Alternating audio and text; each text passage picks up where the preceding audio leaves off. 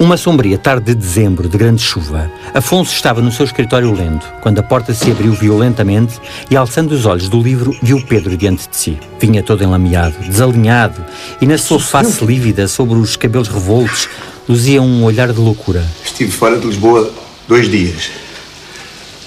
Voltei esta manhã. A Maria tinha fugido de casa com a pequena. Partiu com um homem, um italiano. E aqui estou. Para melhor entendimento do destino que precede as ações de Carlos, essa constrói o início do romance como um relato daquilo que lhe precedeu.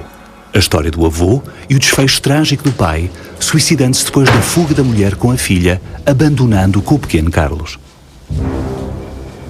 Carlos da Meia transporta alguns traços da figura de Eça de Queiroz e Ega também uma certa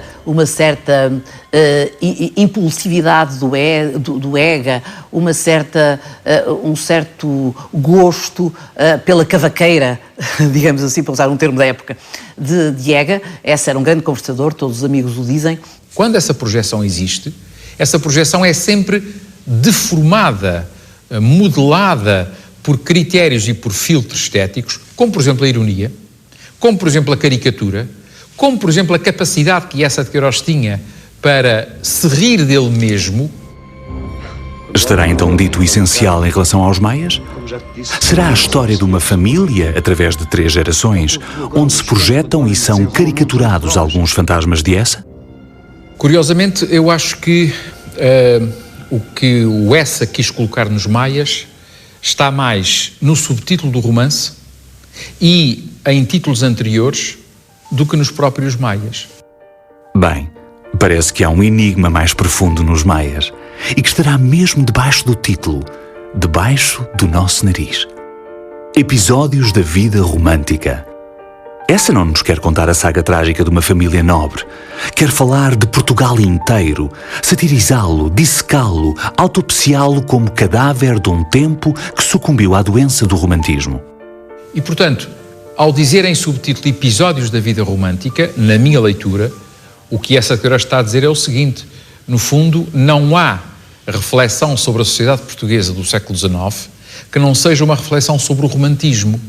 O romantismo condiciona e condicionou, pensava Eça, ele próprio era um efeito disso, a vida pública, cultural, social portuguesa praticamente em todo o século XIX. Os maias têm como subtítulo Episódios da vida romântica, exatamente porque aquilo que se procura mostrar é um grande fresco do Portugal ainda romântico, do Portugal construído pela burguesia romântica, digamos assim, e o Portugal constitucional, romântico, burguês, que a geração de 70 e Eça de Queiroz quer reformar.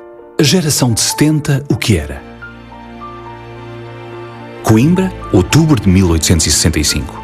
Um grupo de jovens intelectuais reagia contra a debilidade romântica e o atraso cultural do país.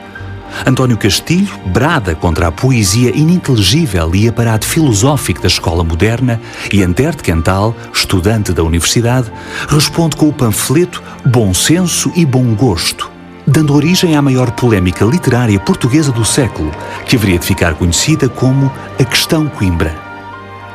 Até julho do ano seguinte, chovem cartas, crónicas, folhetins, poemas e sátiras, opondo os intelectuais conservadores à nova geração aberta às correntes europeias, num confronto onde participa toda a inteligência nacional.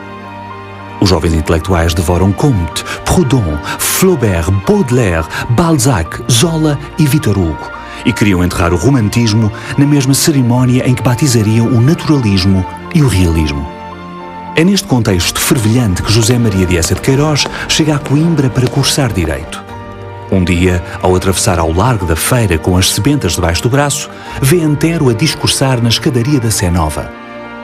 Destracei a capa, também me sentei num degrau quase aos pés de Antero, que improvisava, a escutar num elevo como um discípulo, e para sempre assim me conservei. A geração de 70 estava completa. Antero de Quental, José Fontana, Eça de Queiroz, Ramalho Ortigão, Teófilo Braga, Guerra Junqueiro, Oliveira Martins e Jaime Batalha Reis, entre outros. E com mais ou menos vitórias e derrotas, ia revolucionar a história da literatura portuguesa, se não a própria história política. Outono de 75. Findos os tempos de Coimbra, João da Iega e Carlos da Maia encontram-se em Lisboa. Carlos concluíra o curso de Medicina e, depois de uma viagem pela Europa, chegara à capital cheio de sonhos de trabalho e ciência, abrindo consultório em pleno Rossio. João tivera história diferente. A mãe, temente que uma epidemia de anginas em Celurico tivesse sido atraída pelo ateísmo militante do filho, mandara-o para Lisboa com os dinheiros. Caramba, tu vens esplêndido desses Londres, dessas civilizações superiores. Estás com um ar renascença, um ar Valois. Não há nada como a barba toda. Os amigos encontravam-se com aquele que acreditavam ser o seu destino, o instante inicial de uma brilhante carreira intelectual no centro nevrálgico do país. Mas para já, deslumbravam-se com o luxo dos gabinetes, das casas, com o fumo literário dos salões. Alguns anos antes das suas personagens, em 1866, também essa chegava a Lisboa. Tinha 21 anos, concluíra a formação em Coimbra e vinha viver finalmente com os pais no quarto andar do número 26 do Rossio. Percorre Lisboa com os amigos do cenáculo. Pesquisa, socializa e peregrina boemiamente em torno da literatura. Torna-se sócio número 19 do Grêmio Literário, fundado por Almeida Garrett, quando ele, tinha 1 ano de vida. Trabalha nos jornais, torna-se redator do Distrito de Évora e é enviado ao Canal do Suez em reportagem. A viagem ao Egito e à Terra Santa são marcantes. O contacto com o Oriente vai contribuir para trocar a visão romântica do mundo pelo cânone realista. Mas a Lisboa do século XIX é uma Lisboa finalmente cosmopolita e de figurino parisiense, que olhava e admirava e sonhava com os horizontes de Paris.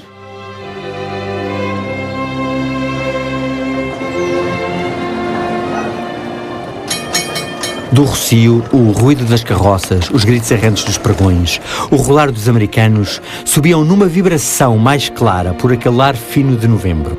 Uma luz macia, escorregando docemente do azul ferrete, vinha dourar as fachadas enxovalhadas. As copas mesquinhas das árvores do município, a gente vadeando pelos bancos e essa sussurração lenta de cidade preguiçosa, esse ar aveludado de clima rico. Pareciam ir penetrando pouco a pouco naquele abafado gabinete e resvalando pelos volutos pesados, pelo verniz dos móveis, envolver Carlos numa indolência e numa dormência.